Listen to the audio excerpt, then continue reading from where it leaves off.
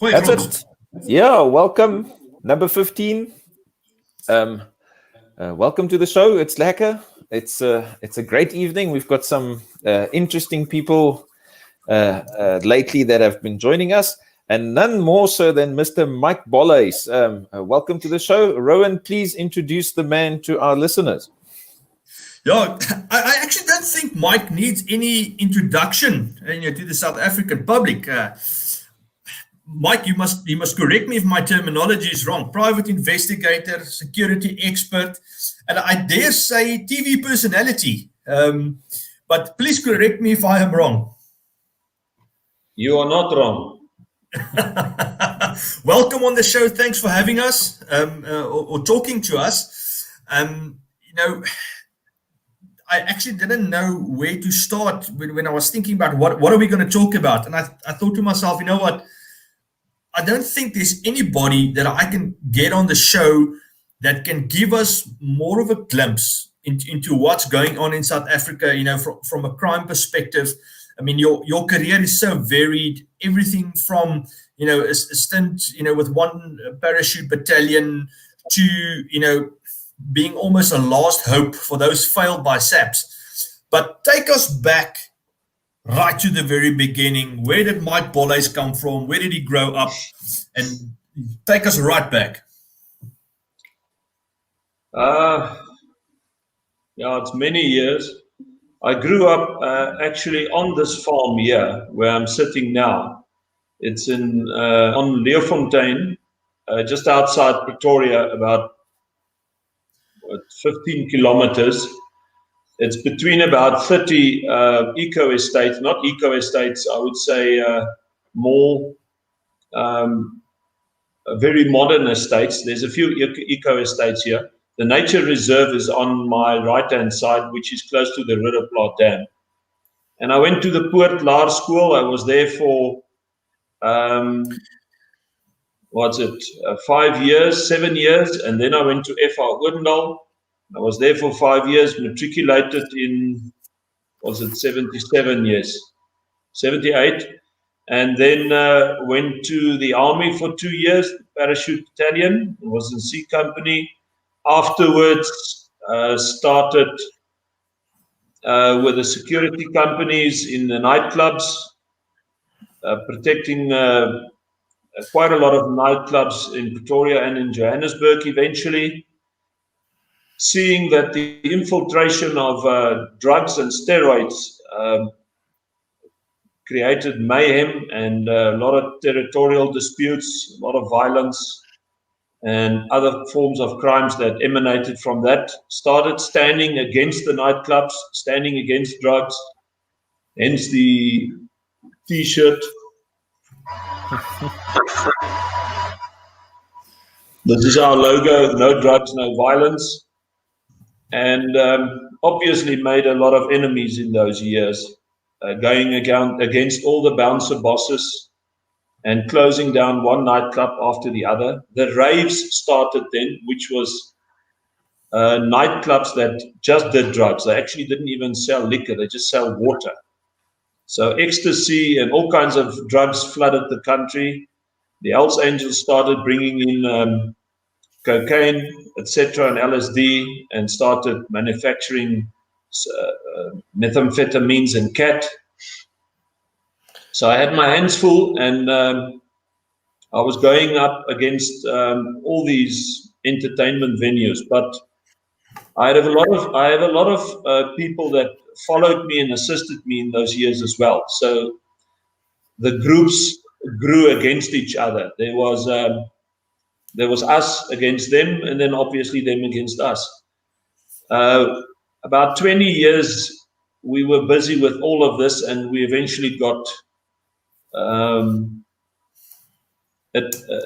hand over them in the sense that we made a very big difference. We eventually got the penny dropped by everybody that nightclubs is bad news. And that's why nowadays you've got very few nightclubs left. It's mostly home parties or very private venues or very exclusive clubs. And you'll never get the drugs out of the clubs. It will always be there. As a matter of fact, you'll never get the drugs out of any country. The drugs are even more in this country now than it was then in my years, but it's now spread all over the country. And there's a lot of drugs available, and it's available everywhere, but not so much in the entertainment area anymore. Although a lot of people in the entertainment world, whether it's actors, believe it or not, and all professionals make use of drugs today. And it still stays extremely dangerous, and is still one of the biggest problems in South Africa. So after that, in the last 20 years, we've been concentrating on serious violent crimes and serious economic crimes. And we obviously saw the escalation of everything going bad in this country in the last 20 years, very rapidly and quickly. And that's where we're at today, fighting crime constantly, dealing with serious violence, serious economic crimes, but dealing with any and all crime, even the petty crimes, the smallest crimes. So our doors are open like a private police for the public at any time and always. We believe in that information is power, so we do projects. So we send out a lot of documentation, 2 projects a week, in order to leave people with information that they can make an informed decision. So when people read the projects, we do obviously proper crime prevention. People read, and they change, and they become better, and they become more enlightened, and therefore crime is prevented because they don't get involved in the dangerous situations in South Africa. Also, we try and get people on board to assist, to unite, of all creed and color or faith or background, to fight against crime. The enemy in our country is, unfortunately, people fighting each other because of their background, because of their color, because of their beliefs, because of who and what they are, what they have achieved, between the rich and the poor, the haves and the have-nots, the educated and the uneducated. And that's our biggest concern, because we have to look past that. And we're on a mission now in the last couple of years as to convince people, which is the right thing, to see crime as the common enemy and the only enemy. And we have to look past our differences and agree to disagree, because it's crime that absolutely and totally fucks up a country. There is no better word to use. The word, when you use the word fucked up, it absolutely has got a ping sound to it. You realize what it means, you can see it, you can visualize it, and you can understand it. And that's what crime does to South Africa, absolutely and totally. So if we can get that done, and in the last year or so, we've aggressively, via our projects, via meetings, talks that we have, the media, and proper relationship that we have built with everybody. We've reached out to absolutely everybody there. As I've just mentioned, whether that's a poor person, an illiterate person, whether it's of the richest people, whether it's a businessman, a farmer, whether it's a soldier, a veteran, a policeman, a corrupt policeman, I don't care.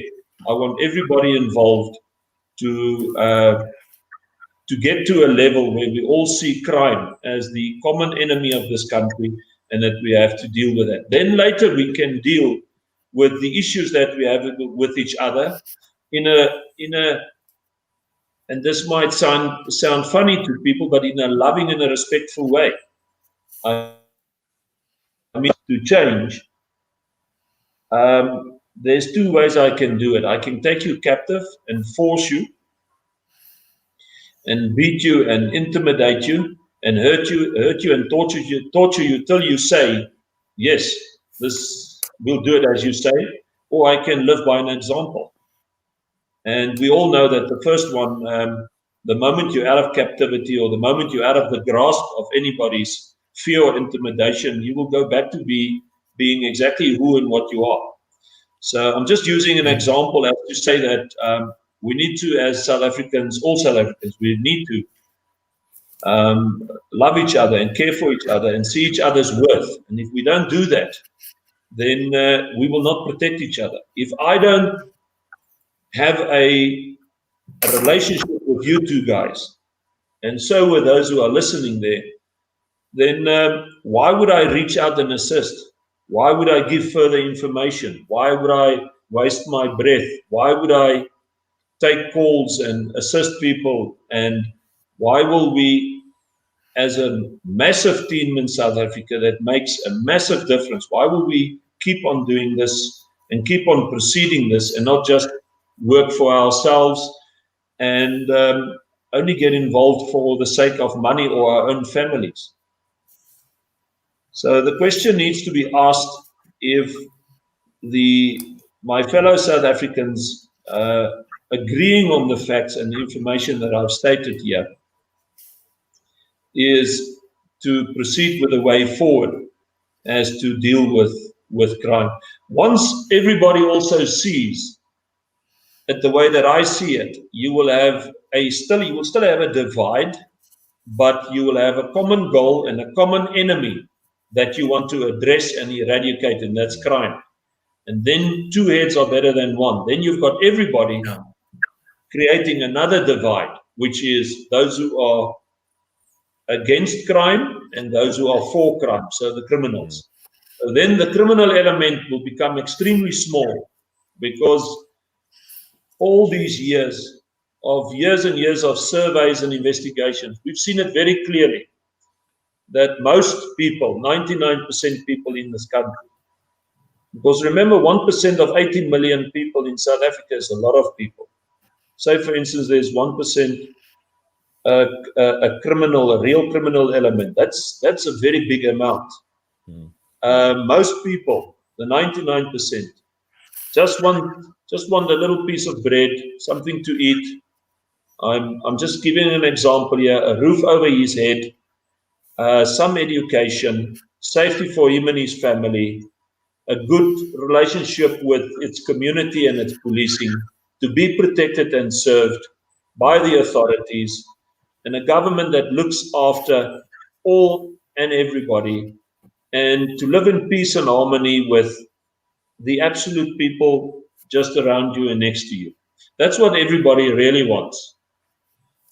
If you were to present this scenario with the fact of war, killing each other, going after each other, constantly looking over your back, constantly being in a situation of paranoia and fear, uncertainty, instability, and all of that. If you take these two scenarios, you will find that everybody will choose the first scenario of peace, harmony, just each one doing their own thing. You will still have your differences. You would still people who want more. You would still have all of that. But at the end of the day, the main fact will remain that people would want and prefer not to be in a confrontation. We've seen that many a times. There's clear facts in our surveys that people do actually everything to avoid confrontation. That's why people don't get involved with other people's shit. You know, many people always say, yeah, but when we ask them, when the neighbor's alarm goes off, or when the shit hits the fan there, or there's shit next to the road, or there's this, that, and the other, why don't you get involved? You must hear the excuses. But the underlying excuse is they actually don't want it.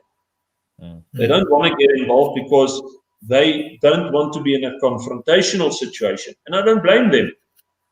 In this stage in our country, nobody is in a situation. And if there is a confrontational situation, it has to happen very quickly and over with. And it becomes extremely selfish, and you will pull away, and each one will pull away and do his own thing and be on his own little stand again, not being involved really and there for his fellow man. Yeah, That is really the situation in South Africa. I think that's precisely the situation with Senekal that happened recently. It's the consensus between us and our close group of friends was it shouldn't be a farmer versus the criminal or a black versus the white or whatever. It's just good guys versus the bad guys. And I think some political parties and elements actually twisted that whole situation around for their own gain. But you're hitting it the nail on the head, Mike. Yeah, you see, what everybody does has some truth in it, but you must always, and that's why I say I agree and disagree with so many out there, but I don't let my disagreement pull me away from that person. Ek gooi nie die baba met die fok in badwater uit nie. So if I disagree with a person, I would like to convince that person, first of all, in a proper, loving, respectful way. When I say the word loving, it must not be misunderstood. It must be seen in the correct context. It must be seen as a respectful way. If I care for people, there's so many different levels of love. But if I love my neighbor, I see it in the light that the first thing I ask myself is, am I treating this gentleman or this lady as I want to be treated? So I don't look at a person and immediately just expect that person to know what I know or I know what that person knows. I evaluate the situation thoroughly, and if I see a disagreement between me and a party, a person, or a group, my aim is to portray what we see as facts, as specialist investigators. I heard that dog.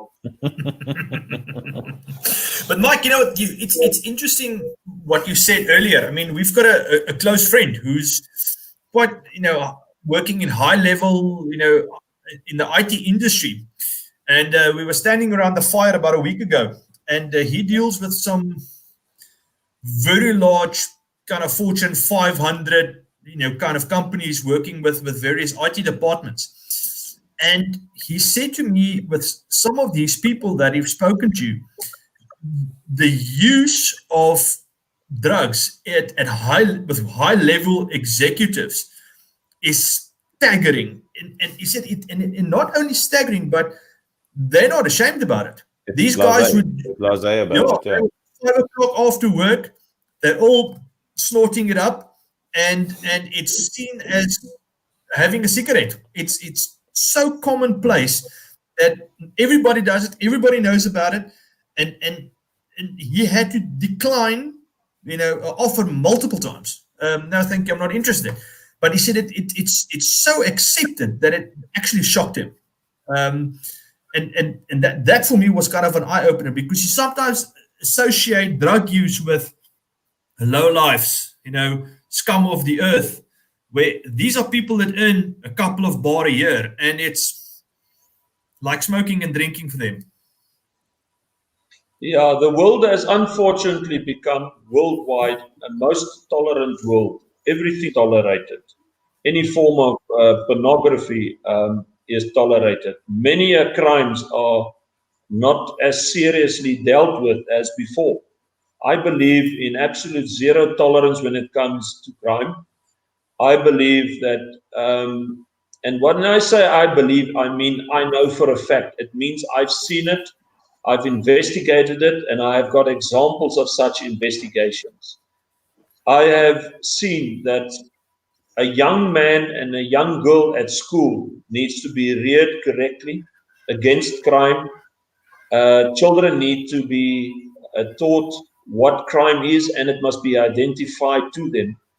And they need to be also taught to prevent crime and not get involved in crime in any form or manner. And if it's not done there, you will have your future criminals. What people forget is all the criminals that we speak of was once these young, nice boys and girls. They were these beautiful kids. Many a times when we do history investigations, you see the most beautiful baby faces, the most beautiful children.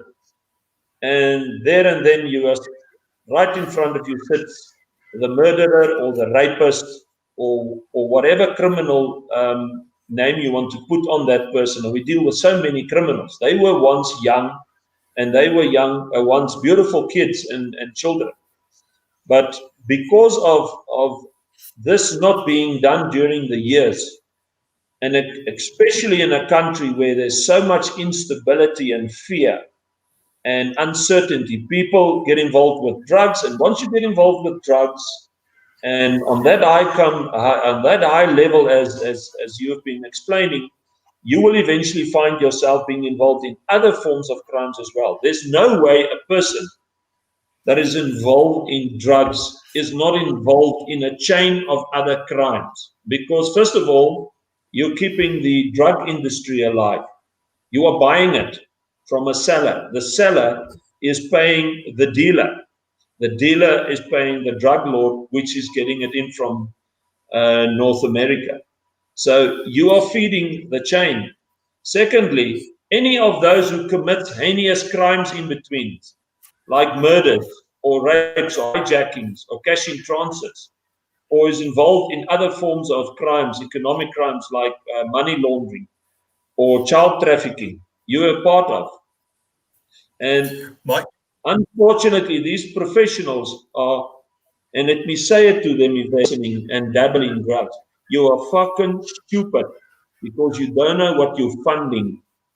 And then you spoke of cigarettes. Let me tell you, the biggest killer in the world is cigarettes. That wasn't war, but cigarettes. Cigarettes is the biggest drug in the world, the biggest addiction. There is no bigger addiction. It's even bigger than cell phone addiction, than platform addiction, than constantly being on some kind of platform, is cigarettes.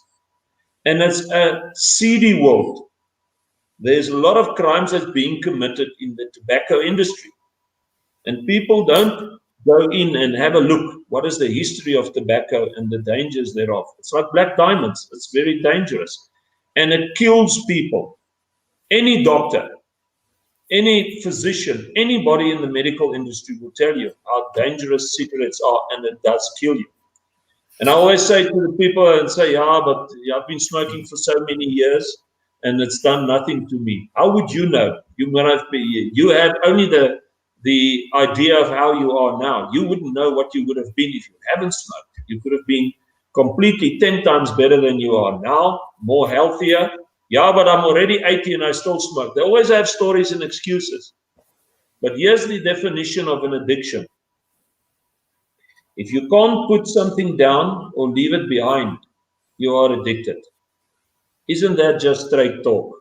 If you can't take your cigarette and put it away for 2 months, you're addicted. Secondly, here's another thing that you need to remember. You're getting nothing for what you're doing with that cigarette. You can fucking smoke till kingdom come. You're not going to become more clever. You're not going to become more the wiser. You're not going to smell nicer. You're not going to have any better effect on your neighbors, on the closest people around you, on anybody. You're not going to come closer to God. You're not going to enhance your body better. There is no value whatsoever in the use of cigarettes. And then lastly, if cigarettes were that, in your opinion, not that bad, or we should smoke, then why don't you give it to your children in the morning before they go to school with their breakfast?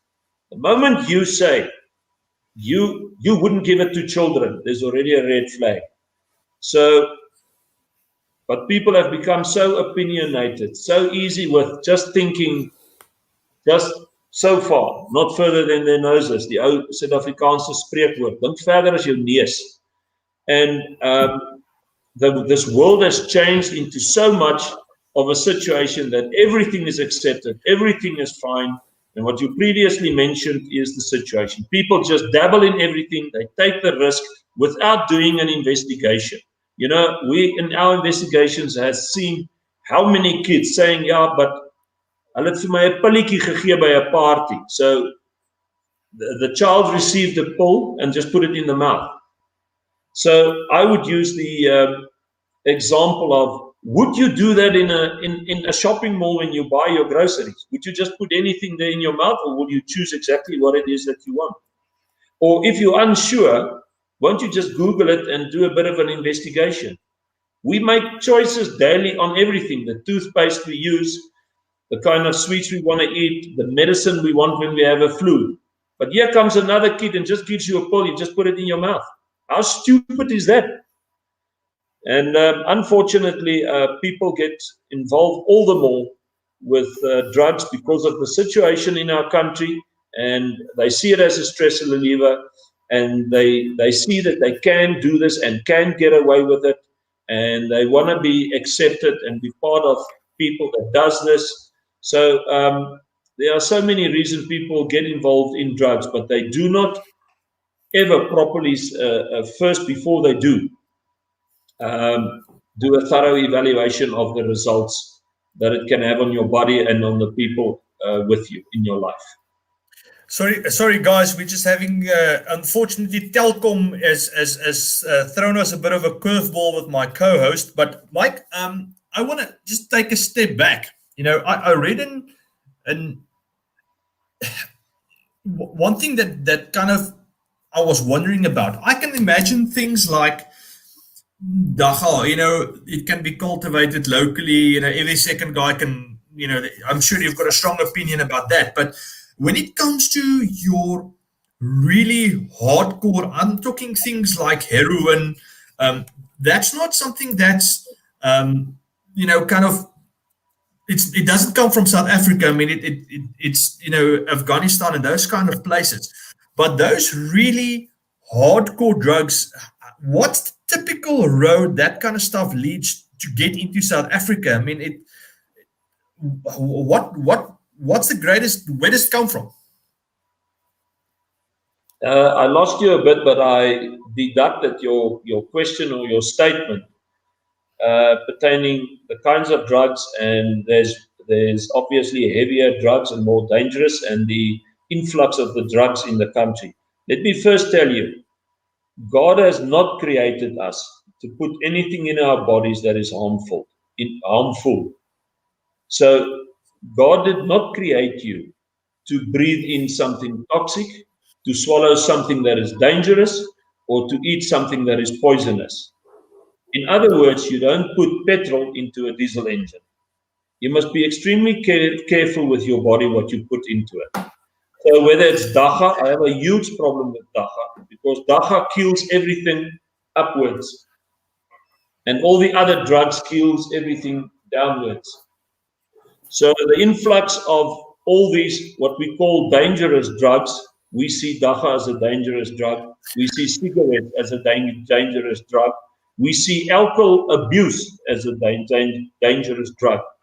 Anything or item or tablet or pill, if you are hooked on Stolpain or Maybelline, or you are hooked on Retinol or some sleeping pill or any prescribed medicine, any pill, you are addicted, and it's dangerous, extremely dangerous. So the influx of these things will never be stopped. And what I meant was, yeah. Sorry. Now, what I meant was where we missed each other. Things like, for example, I can imagine, over the counter and designer drugs. But when it comes to something like for example, heroin, which is not something that's kind of produced here, it's from the Middle East. How does something like that physically get into the country? What is the typical route that it would take to end up here? It comes in by aeroplane, containers, or boats, and even by traffic through Africa. As long as there's a demand for any kind of drug, the drug lords will do everything in their power to get it into that country, because the profit margin on drugs is so high. It can be anything between 3,000 to 10,000%. The moment drugs come into South Africa, it gets cut, it gets sliced, as we call it, and a lot of other shit gets added to it. and they make a lot of profit. Obviously, it's expensive. I mean, that kind of drug is much more expensive than dagga. It could be anything between 200 to 1,000 rand for a gram or more. And little bankies, dagga bankies is 10 to 20 bucks. So it comes in from all over the world, whoever has it, but it's through shipping, aeroplane, or sometimes through Africa in a traffic form. Now, when I'm talking about flight, they use mules. They would swallow about anything between 50 to 90 bullets. It's a capsule about this size that has the drugs inside. So it's small, and then when they're here, they will obviously go to the toilet, it gets washed, and it gets distributed. There's these drug syndicates obviously also work with a lot of mules, but also a lot of middlemen. So the drug lords from the other countries will bring it in through the mules, through their runners and drug dealers, and then in South Africa, the runners and the drug dealers will pick it up, and the transactions obviously has then already been done.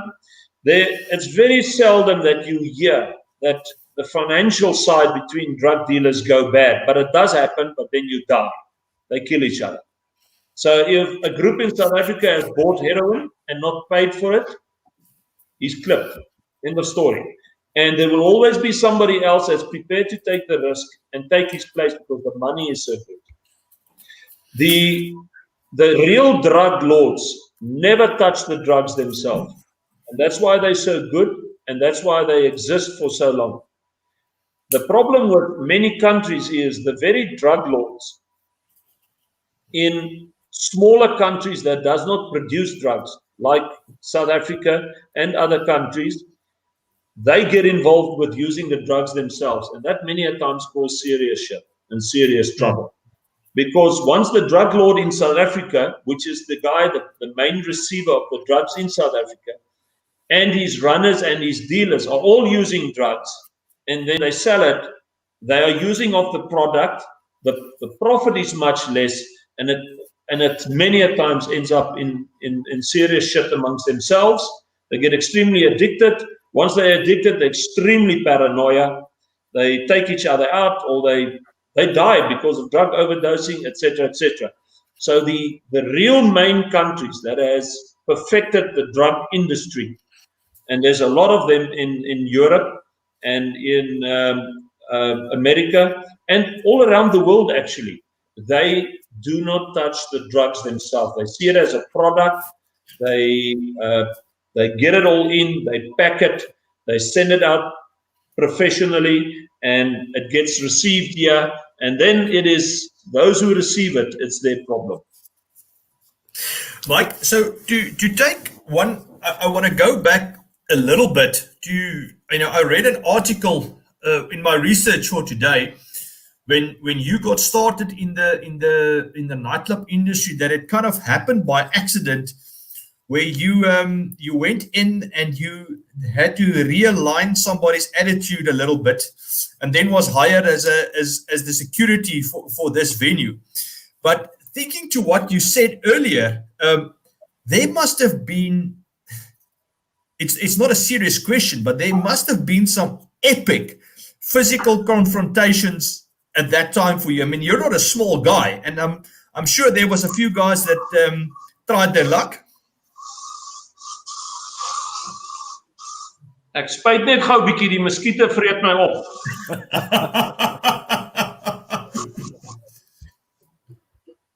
Daar's 'n lekker advertensie. Peaceful sleep. Yeah, what happened is it was at the New Union Hotel. I can't remember when it was, but there was an incident, and I can't remember the incident, but there was an incident that I sorted, and the owner saw it, and he asked me in the way I sorted it. It was professionally done. It wasn't a beating. It was a warning, proper warning, and then a removal. But the way I did it, and because of my size, I was then very big. He needed security in any way, and those were the years when the nightclubs were booming. They just came up suddenly like mushrooms everywhere. And very quickly, when you have all these people from all these universities and young people and everybody visiting these nightclubs, you would have rows then, obviously, between boyfriends and girlfriends and between rugby teams and the normal petty shit. No drugs then. Dit was brandewyn en coke en gestryery oor rugby. So you will see a bit of a fight and a tussle, and usually after some rugby games, then especially I would have extra bouncers there, and then that spread, and we did more and more and more clubs. But that's how it started. In those years, your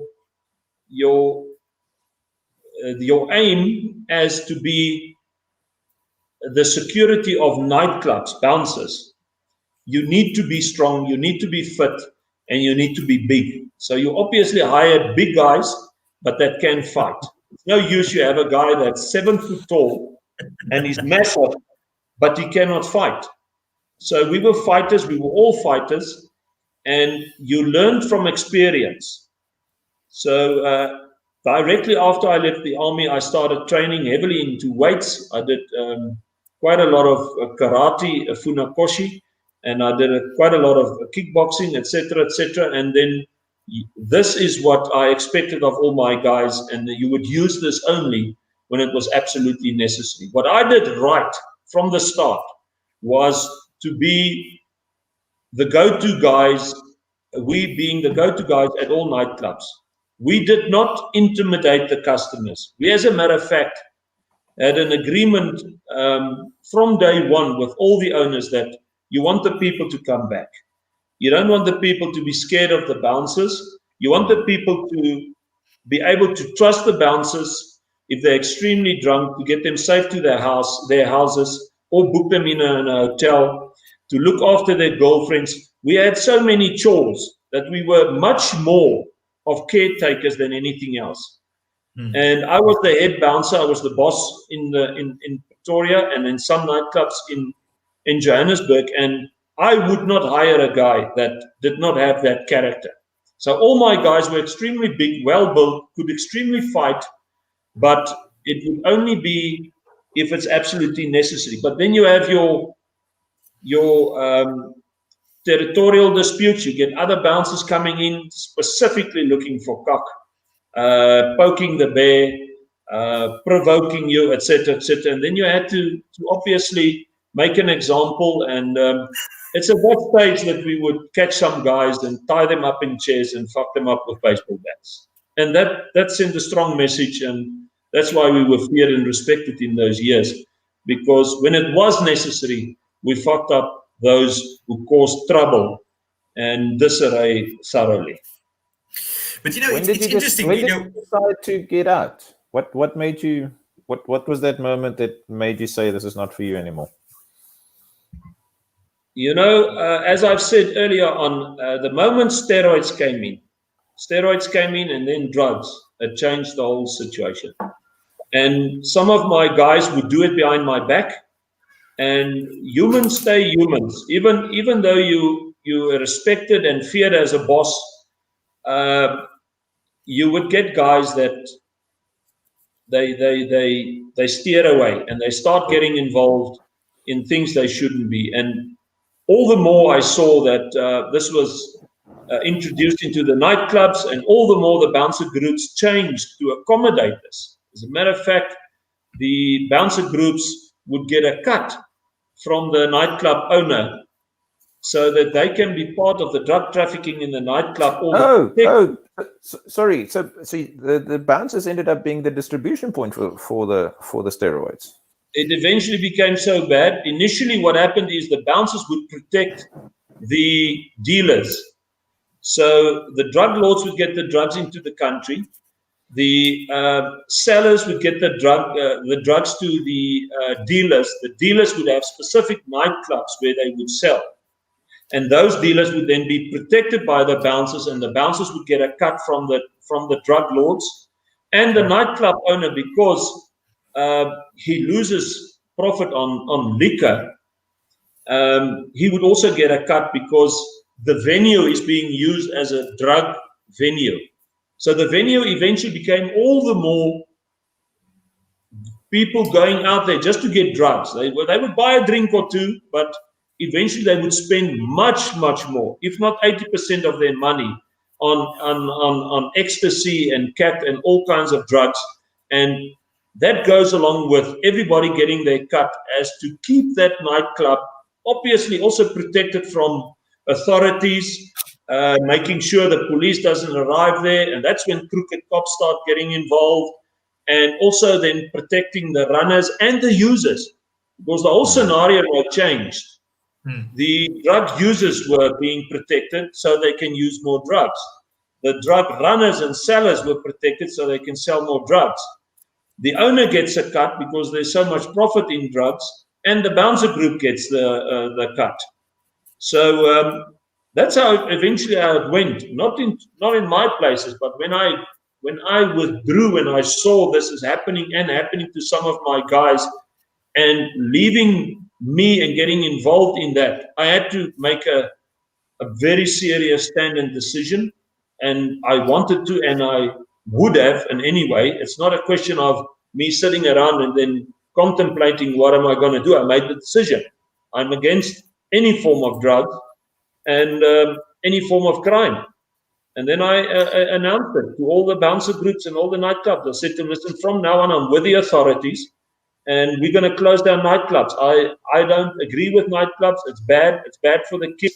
There is no good thing to say about a nightclub in those years. There were none, because those who had the nightclub were using drugs, and those who didn't. What years were these? Sorry, what specific? What sort of time frame? It was in the 80s and 90s. Mike, but when you told these guys, listen, I'm for the lack of a better word, stepping to the other side. Sorry if that's not the right terminology, but these guys must have been gunning for you, because you know how it works. You've got the inside info. You would have had a target on your back. This is the interesting thing. I was the other side. I initiated this. There was no stepping over to the other side. Sorry, wrong wording.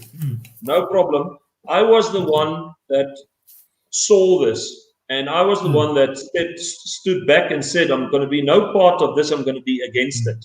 It obviously, I mean, I was dealing with the most serious bouncer bosses all over the country.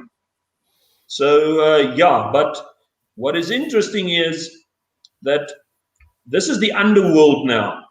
In the underworld, all the gangsters and all the bad boys, they do respect somebody that takes a stand and then does not compromise. But what they don't like is a draadsitter, or that plays both sides.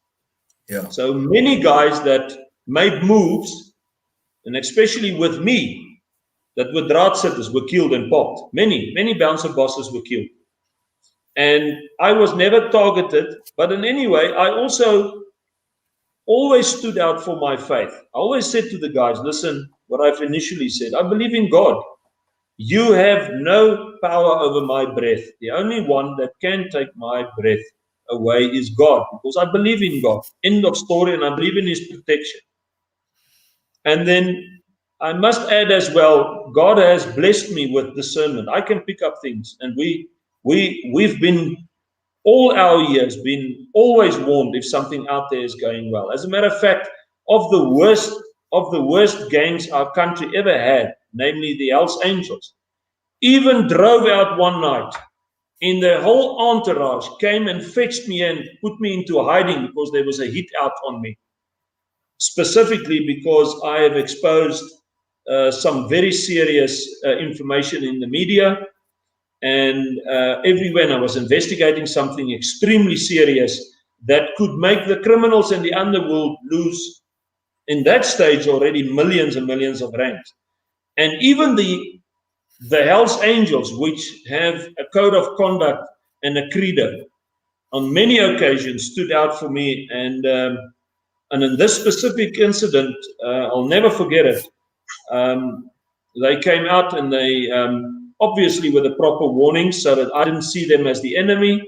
And I've done a vetting and evaluation, and I saw that it was factual. And I told my crew and all my people to stand off, and I went with them, and I was away for 48 hours, and I came back, and they dealt with the issue.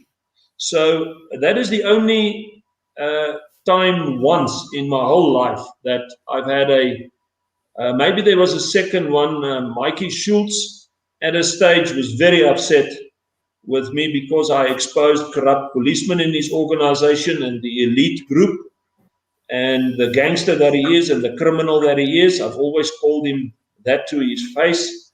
And he didn't call me direct. He sent me a voice note, had something to say about my hair and that he's going to knock my block off, including my hair. But that's it. So I've never, ever had threats, or I've never been intimidated as to, listen, we are going to kill you. Other than those 2 or 3 incidences, I've been doing this and standing firm on what I believe all my life. And I must say there is some form of respect in the underworld that it sounds, it's a mystery of iniquity here, because it sounds too good to be true. But it is so. We've experienced that. The underworld has a very big problem with guys doing this, draadsitters or playing both sides. But they, in a way, for a person like me that has stood my ground all along, that is absolutely and totally against crime. Has there ever been a situation that you guys have been in where you were thinking to yourself, you know what, this is it. There's only either I have to fight my way out or I'm gonna have to shoot my way out. But this is it. Now it's on.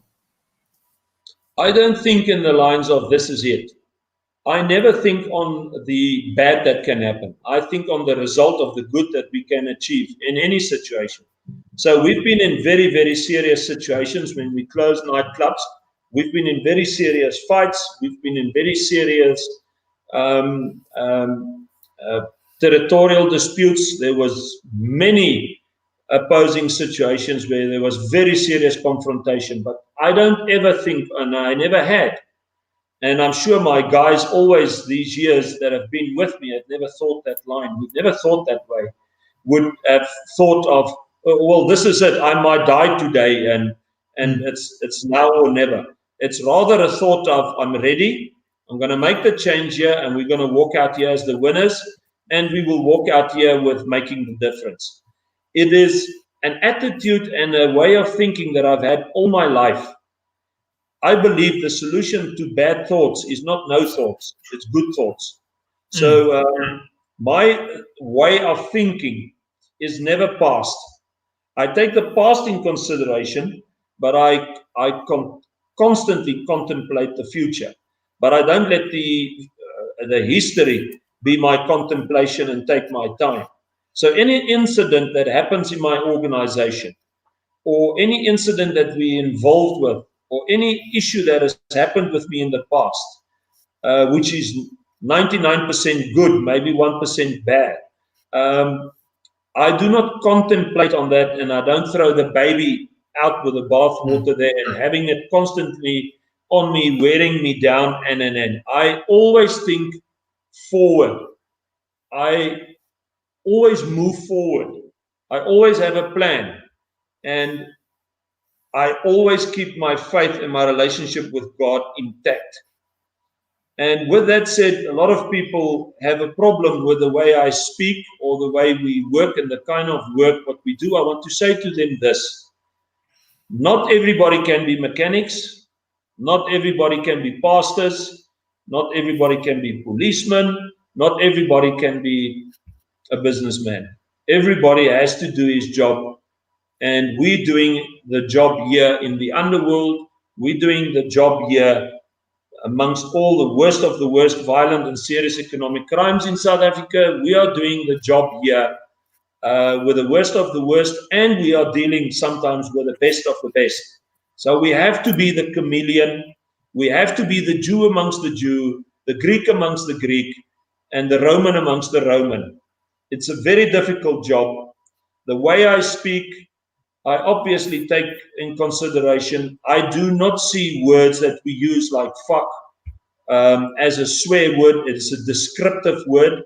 It's a word that very seriously is seen as an understanding of what you're saying and what you're meaning. And in our world, when you speak and when you deal with situations, you need to get this sentence out there and to drop the penny quickly and thoroughly and make sure it's understood in a language that is in that domain. So we have to constantly adapt. But it makes sense. I mean, if you cannot in a confrontational situation, like especially what you guys are in, you can't back down. If you show one little thread of what's the word, civility or doubt, I mean, it's either 100% or it's nothing. I mean, that's what I might be, and because that's otherwise any criminal would take any opportunity or any little sign of weakness, whether it is actual weakness or not, he will take his chance.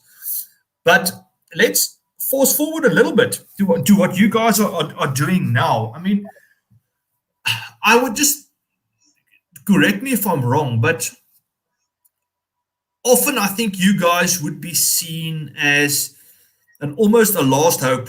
You know, SAPS failed people. They didn't investigate properly. You know, people lost money, family members. I know you were involved with that young couple that got shot in Benoni on the highway. I mean,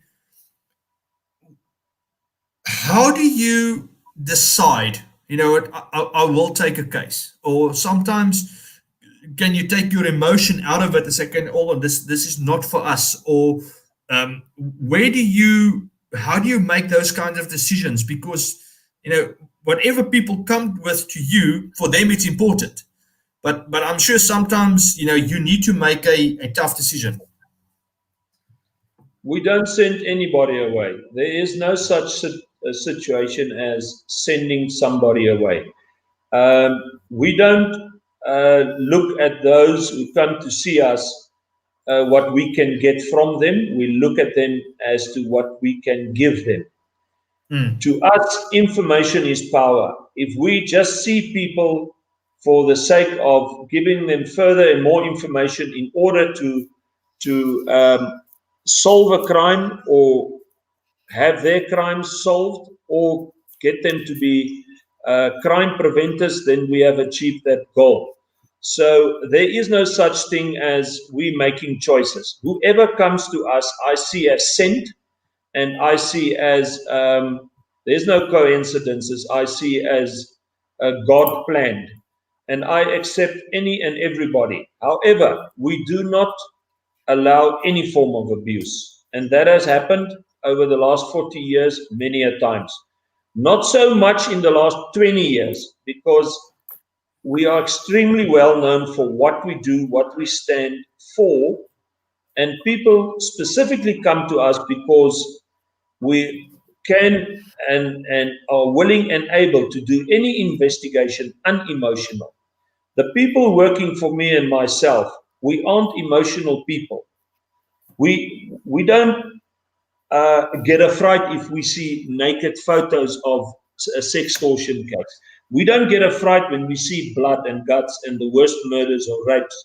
We don't get emotional if any of these things are presented to us. So no matter what case comes here, or an old lady crying that a cat is in the tree and the municipality doesn't want to help her and get it out, we don't get emotional and excited or in any way. We are always like this, as it is, say it as it is, mean what we say and say what we mean, in order to make the difference as quickly and as thoroughly and professionally as possible.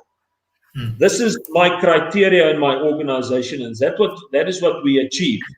So when a case comes in and we find that there's a form of abuse, that somebody is lying to us, in order to deal with somebody else, which happens in a lot of marriage investigations and the relationship investigations.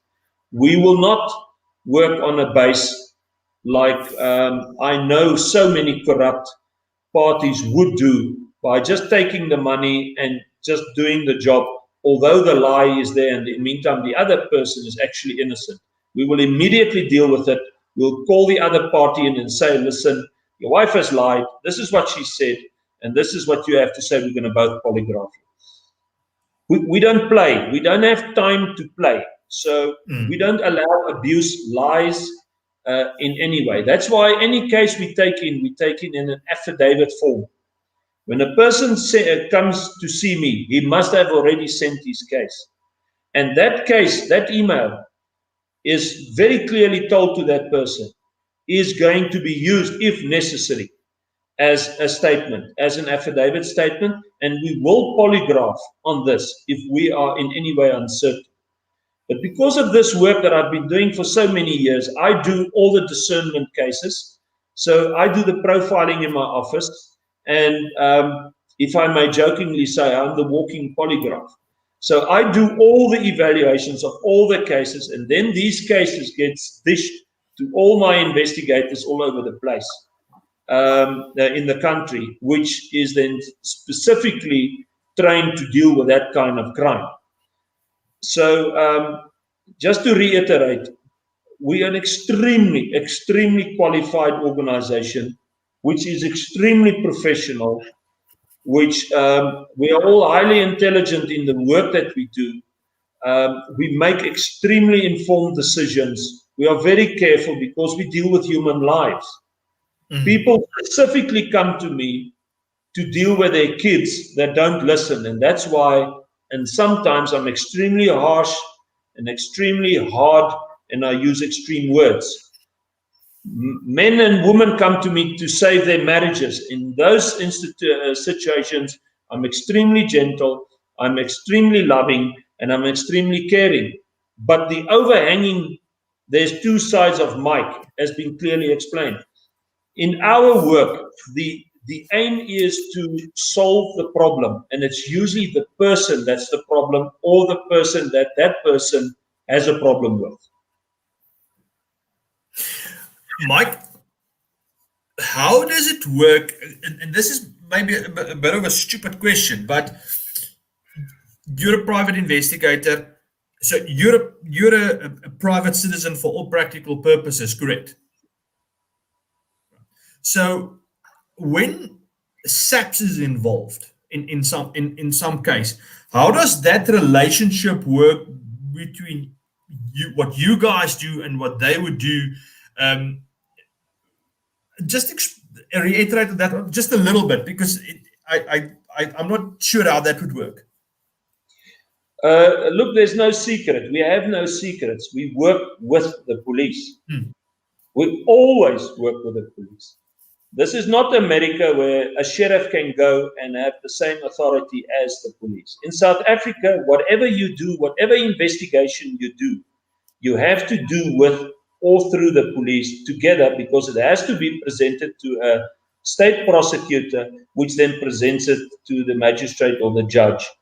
And that's how you get criminals into jail. So what we do is we identify constantly all over the country the police that are willing and able and that can protect and serve, and that is not criminal or corrupt. Unfortunately, 80% of the police in South Africa is corrupt. Now, I don't mean they are criminals, and I don't mean that they are necessarily selling dockets and making money off the side. I'm saying is they are in a position where they cannot do the job. That is corruption. That is misrepresentation. If you hire me to paint your house and I send you a CV and say I can and I can do this and I will do this, but you find out later the house has been painted badly and that I'm actually a mechanic, you will be extremely upset. And this is what's happening in our country. Our government in totality is constantly misrepresenting itself. The authorities is doing it constantly, and that is a major problem. Taking consideration that we do not look at color, we do not look at any belief, and we do not look at any political affiliation. I have of all kinds of people and women working for me, and I have people working for me of different, that is contracted and working with us, of different groups, denominations, etc., etc. The qualifications of that person is what has interested us, and we can see that the investigator can be apolitical. You cannot, if you're an investigator, be a far left or a far right.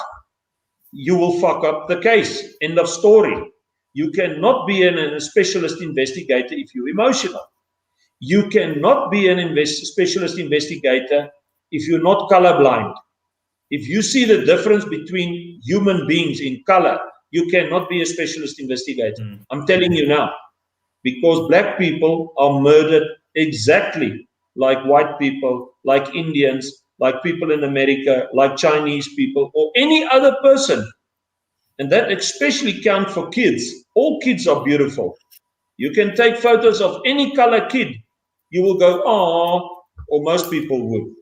But this hatred and this bitterness towards specific groups and people cannot be allowed in our organization, because you will fuck up the investigation. So all my people are apolitical. They are neutral. When they see the crime, they are colorblind. They do not choose, and they do not have their preferences. They see it as a crime. We treat the pauper and the pope exactly the same. And that is of extreme importance in we cannot call ourselves specialist investigators into serious violence and serious economic crimes and not be like that. But here's the thing that you guys would like out there. We choose not to be like that because it's wrong. It doesn't work. If you do it any other way than the correct way, this doesn't work. And we love what we do, and we love who we are and what we stand for, and we believe in it, and we will always stand for that. Mike, no, we've had experience. Sorry, Rowan. We've had experience just where, not on one occasion but multiple occasions, where the detectives handling cases that we've logged with the police, and they're super unprofessional. Whereas it, like you said, it actually boils down to being corrupt. It's not. If the whole system is broken, and these were cases that I wasn't involved. It was females that were involved, and these are we at sort of the different spectrum of lifestyle. So we actually have people listening to our problems, whereas I suspect a lot of people just don't go report crime because they know they don't get the help from the police. And that's the harsh thing. And what you've actually mentioned just previous to this now is that it's the police force itself is corrupt, and it has to become professional. But it seems like it's the whole, every layer from station to the investigators, the detectives, up to the state prosecutors. Every layer is buggered at the moment, which makes the whole system corrupt. It does. But what we do is as I've said before, we are always on the lookout who we can assist and get them to see a better view, and who wants to work together and who wants to learn. So when we deal with a police station, we don't walk in there with already the attitude of we've written them off, or everybody is guilty, or everybody is corrupt. We identify the good policemen and those who can be influenced to be good policemen, and we train them. We work with a lot of policemen where we literally work hand in hand with them doing the cases. And then they obviously get the glory from their bosses in the police station, but they acknowledge us. And we are many a times in the media where we expose cases where we are called by the media and to give feedback, and then we are quoted together with the police that we work together. I have no problem with the police. I have a problem with the 80% that is corrupt, and I beg them to change. If you are in the police, dear sir, and you are there just for the money or for the package or the pension or the pay, and you do not want to fight crime and you don't want to protect and serve, get the fuck out and do something else. But it's interesting you say that. We've had me and Grobby are both quite involved in sport shooting and that kind of stuff. And I spoke to a range owner recently who was a cop, a TRT member, experienced policeman with solid time under his belt. And he said to me, one of the single biggest reasons why he resigned was lockdown. Because he said to me, he cannot identify with unlawful, orders that they have been given, and that for me was insightful. And as a close friend of mine always says, during the Nuremberg trials, the Nazis also claimed that we were just following orders, but it's sometimes like there's no integrity left. And we're just following orders because we'll lose our pension, we'll lose our paycheck. But at the end of the day, like with most things, there's a sacrifice, and that respect that people should have for a man in uniform is gone because he's now just a guard with a gun, and that's it's a shame really. Where in the past, if you were a child and you would tell somebody, go ask a policeman for help. Is that something that you can do anymore? And it's a shame that for a huge part, that you can't. But what I wanted to ask you though, when I was doing the research for tonight, I was checking on the Twitter and on your Facebook and whatnot, and I see a lot of pictures, where you would be looking for somebody that there was an assault case or a murder or doesn't matter what the instance was. How would you just talk me through some of the logistics? How would you actually start looking for somebody? How does one tackle a problem like that? So when we get cases, obviously sometimes some of them reaches a stage where where all else fails, there's only one route left, and that's called a project. So we would then, on a project which goes nationwide, relying on you guys, the media, to place that project on their Facebooks or in the media that this person is wanted for these and these crimes. So it's actually quite easy. It's a investigation that has been thoroughly done, but we still can't get this person. We can't catch this person through track and tracing, through platforms, triangulations. All this thing is the best DNA on earth. If we have this of a criminal, we have everything. If I am asked, Mike, what would you choose at a crime scene between a hair, a drop of blood, some number information or administration or fingerprints or a cell phone? I would immediately say cell phone, because even in this cell phone, you will get the DNA in the speaker and on the phone of the person or persons and fingerprints.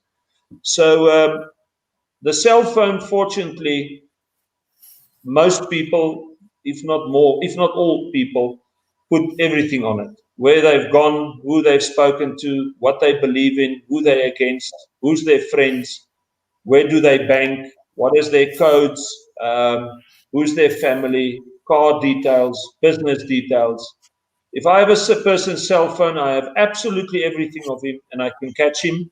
I can identify him. I can tell you what he believes, as I've said, what party he belongs to, how does he feel about the police, the government, about his friends, about his wife or his girlfriend. There's nothing I wouldn't be able to pull off a cell phone or all his platforms, because if you have this, I also have all his platforms, because this is usually logged into his Facebook, into Twitter, LinkedIn, and all other platforms that people are involved with. So the cell phone is the biggest target for us.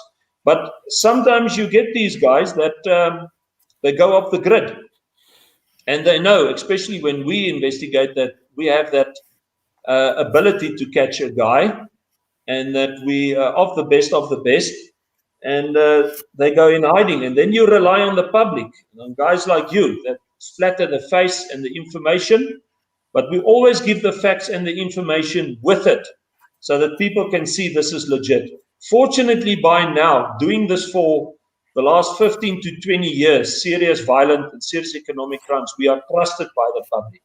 The public knows when I speak in the media or when we speak or when we involved in something, this is serious, and I bless the public and I say to them, thank you for listening, thank you for following the projects, thank you for taking in information and changing and becoming better and better, and help yourselves to how to deal with crime but also prevent it.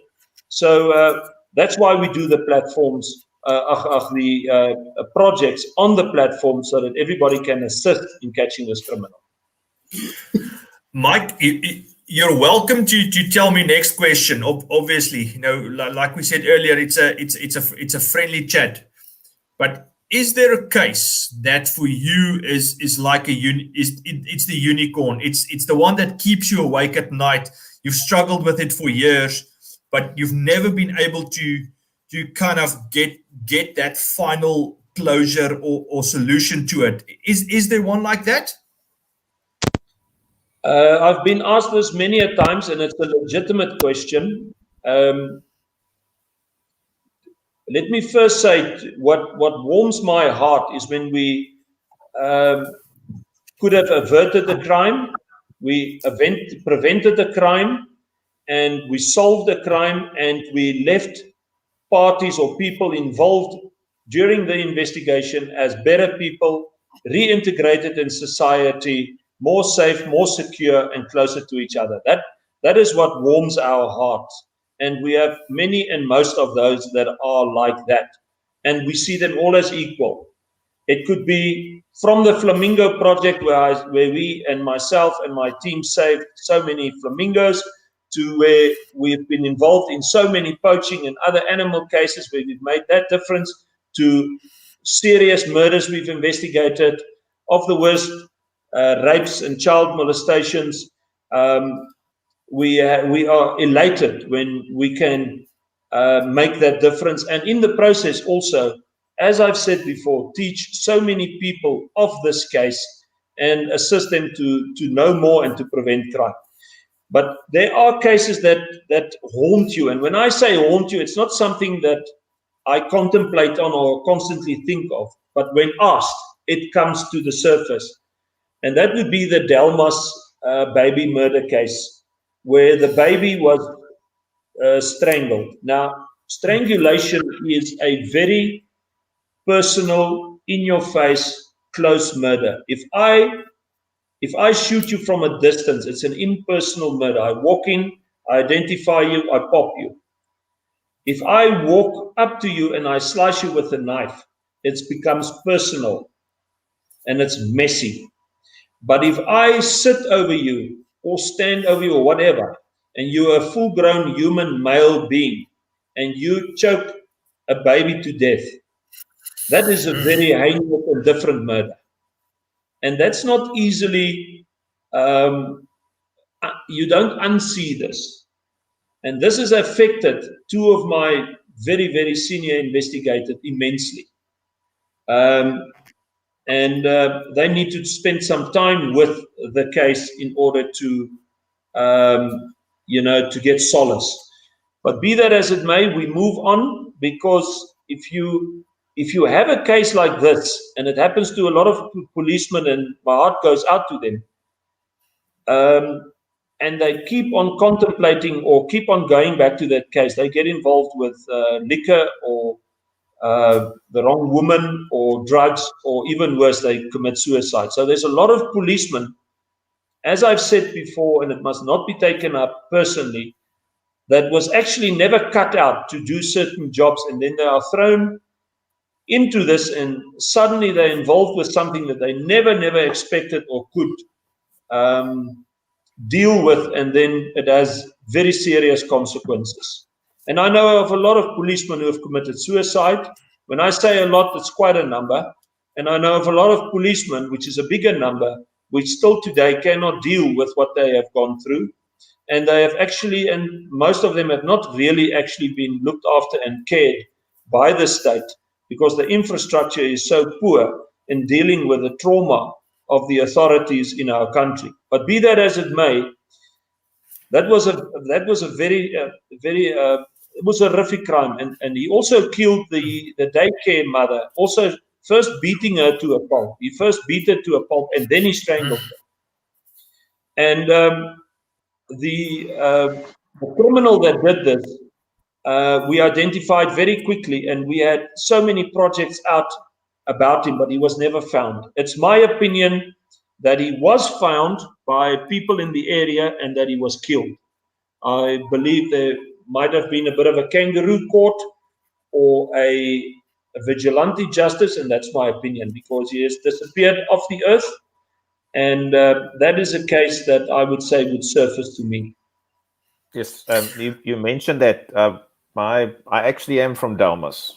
I was born there and left in 91. But my grandmother she was murdered in a house in Dalmas. And what's also fascinating to me is like one of our neighbors was Don Duplessis. He used to be an ex-policeman, also a detective. And they actually went and solved the murder and found the guy. So it again shows that there's, and that's long ago when you would say maybe the standards were a bit higher.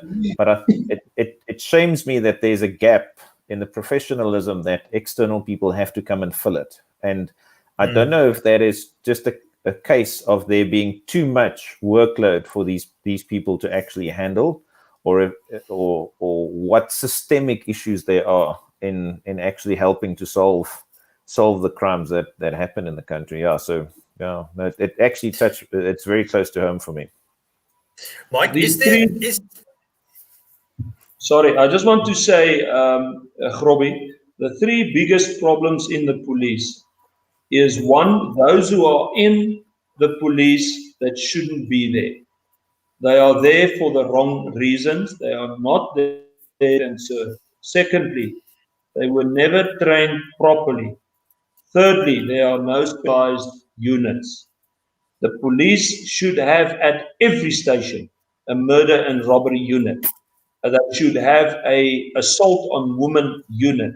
They should have a cybercrime unit. They should have a serious economic crime unit. They should have a unit that deals with informants and information. All of these specialized units, they should have a drug unit. They should have a rehabilitation unit. They should have all these units at a station. And it sounds enormous, but it is not. If you have a couple of policemen per unit, and especially those crimes that are spiked in that area, there you have professional people that can deal with it. And that's why previously you said people don't go to the police. People don't go to the police because they've heard all these horrific things of how the police treats them, how long these cases are going to be in court, keeps on postponing, how dockets get stolen, how corrupt the policeman is, how bad the sentencing is, how bad the prosecutors and judges are. They have all the public always hear constantly that it takes the police sometimes 3 days to come to your premises. And when they come there, they steal more than the criminals that have stolen. And then they don't want to really do the docket or the investigation. And then it's the one postponement after the other and the one excuse after the other, and you are treated like shit. That is what they've heard. I'm not saying it's constantly the case. But unfortunately, the few good policemen that are left behind, the 20%, are treated in the same way.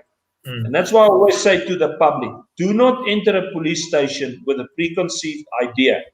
When you enter a police station, make sure that you always treat everybody else like you want to be treated and innocent. Only once you've identified the corruption, then you move on. Mike, there's one or two light-hearted questions that I want to get to, but one more serious one before we can have a laugh. Is there a case or something happening currently somewhere in SA that you wish somebody would phone you? You were chomping at the bit. You would love to get stuck in, but it hasn't happened yet.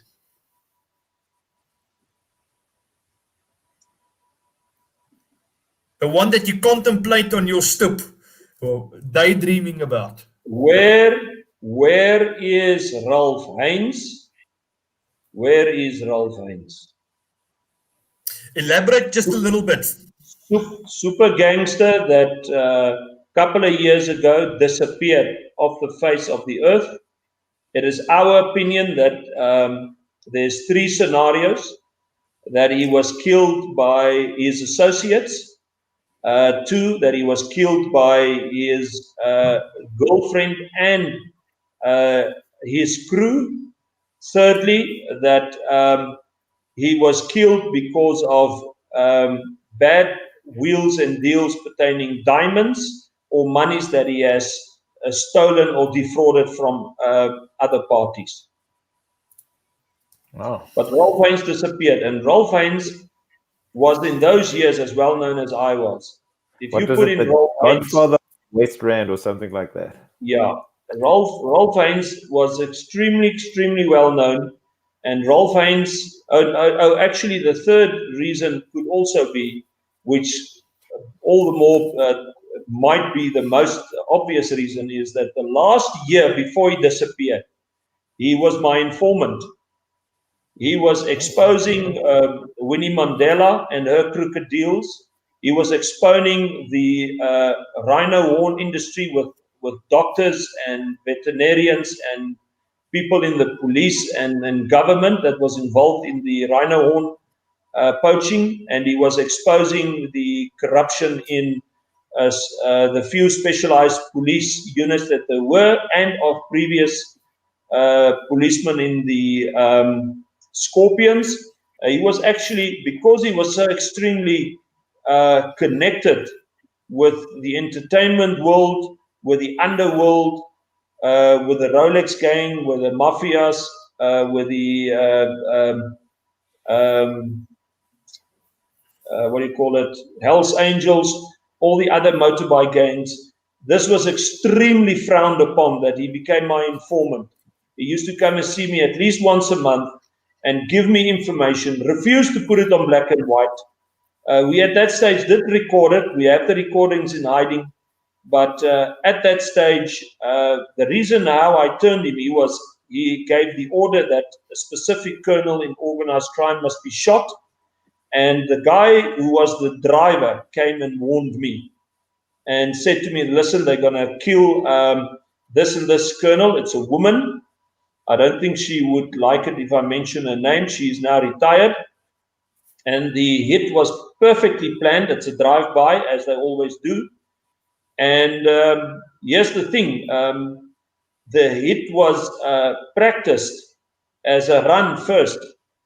And they've had it all out. The lady would have turned a specific turn, and then they would drive past her and then shoot her. But the day of the hit, when it went...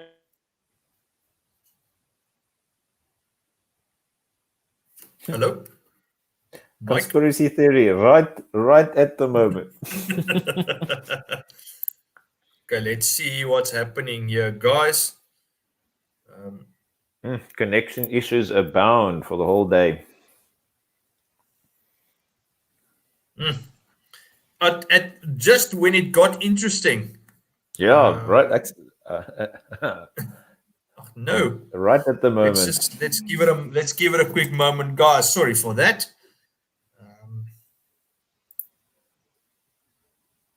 You know that Ralph Hines he was talking about?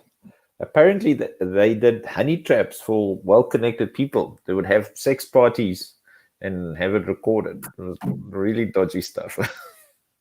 And I remember, wasn't he the guy that got on the airplane and then was just never seen again? Let's see if we can get Mike. Let's see if we can't get him back.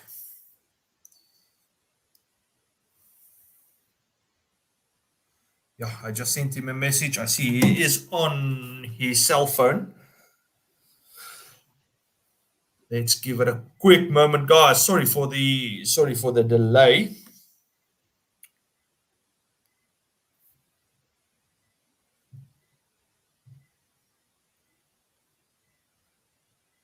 Yeah, but interesting conversation, guys. I would actually, the more I speak to him, the more questions I have for him. But yeah, you're welcome to post any questions in the comments, and then we will post it to him. We'll ask him about the Sinner Gerald. I haven't seen anything in the news about that, so that'll be quite interesting. Read my message. He said he's logging in again. Welcome to Telkom. We can always tell jokes, but I don't think it'll. Sorry for the inconvenience, guys. It is unfortunately, with ADSL being phased out in so many areas, we are running on fumes sometimes when we do the show.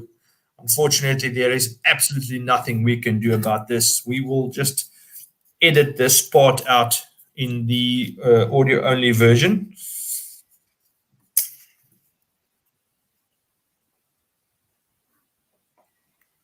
Yeah, that case in Delmas was quite rough. Yeah, that was the moment he said Rolf Heinz. I remember he talked about it on a show when he did on the CakeNet show that he did, and it was a fascinating case. This was so connected, and if I remember correctly, he got into a plane and was just never seen again. If I don't confuse it with anybody else. But I can't help think to myself, how do you just completely disappear without a trace, where nobody can see you, know where you come, and you're just you're gone. You're just gone. It's like somebody pressed delete and done. I suppose if you really want to do it, there's probably some African countries where there's. I suppose you would stick out if you're a white guy going to the African countries, but I'm sure you can make a plan to less infrastructure, carve out a little corner somewhere, but you need money, and I'm sure we it's like I said to somebody else, it's like, we don't know what we don't know. If it's your job just to figure these things out, I'm sure you'll make a plan.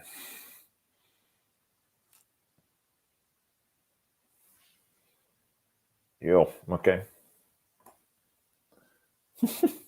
Telkom jou gat, man.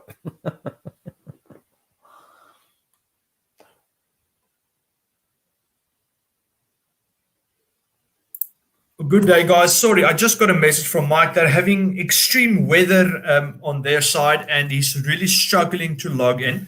Unfortunately, we don't have a choice but to stop the show for tonight. It is what it is. I'm sorry for that. But we were pretty much done. There were one or two fun questions we wanted to ask him. But yeah, I think we got to the most serious parts. Thank you very much for tuning in.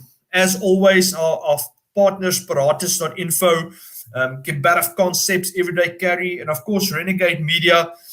Guys, please keep behind the DRSA campaign for the relicensing and of firearms in South Africa. That's pretty much it from our side.